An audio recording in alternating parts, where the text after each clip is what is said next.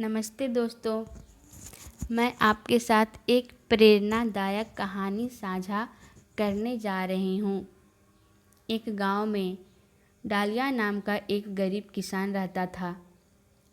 उसके 2 बेटे थे, हीरा और दीनू। डालिया बड़ा नेक और ईमानदार था। पत्नी के गुजर जाने के बाद भी उसने दोनों बच्चों की बड़ी मुश्किल से परवरिश की। बड़ा बेटा खूब पढ़ाई करता था। इसके विपरीत छोटा बेटा ज़्यादा नहीं पढ़ पाता था।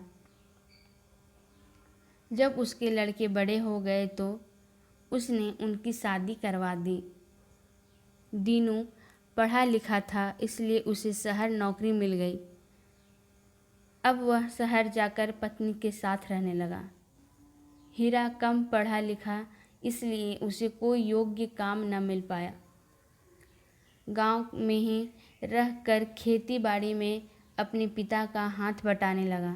जैसे तैसे समय बीतता गया। एक बार डालिया बहुत बीमार हुआ। उसे शहर के अस्पताल में इलाज के लिए ले जाना था, तो उसने अपने बड़े बेटे दीनू को संदेश भिजवाया।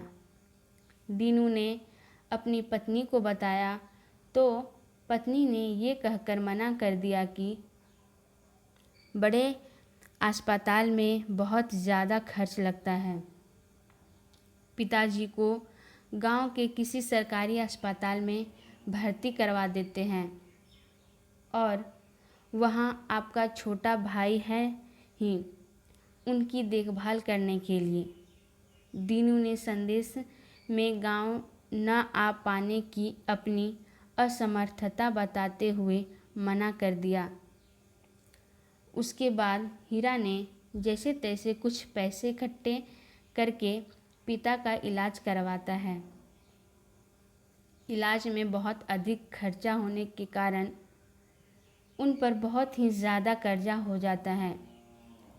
ये देख दीनू गांव आना ही बंद कर देता है। उनका सब कुछ गरीबी हो जाता है। उसके बाद हीरा कड़ी मेहनत कर एक एक करके सभी का कर्ज चुकाने लगता है।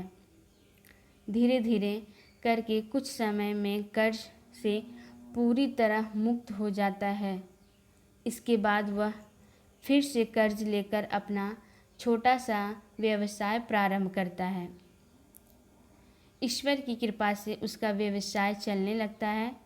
कुछ ही समय में उसके पास खूब पैसा हो जाता है।